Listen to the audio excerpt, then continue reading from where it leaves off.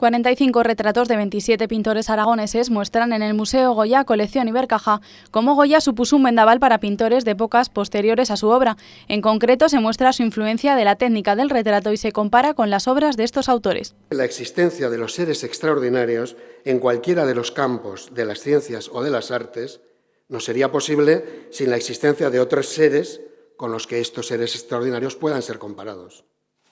Es un poco el fondo de esta exposición. Del total de obras se han seleccionado 11 retratos que van acompañados de un pequeño texto para que los espectadores puedan entender mejor la relación entre Goya y estos autores. Nos sirven para ilustrar, como en un juego de analogías, los detalles observados que establecen la relación entre las formas de hacer de Goya y la ejecución resuelta por los autores. En la exposición se pueden encontrar desde retratos del siglo XVIII, como el de Ramón Vallejo y Subías, hasta algunos realizados en 2015, como el de Felipe VI. La muestra se podrá visitar hasta el 5 de junio.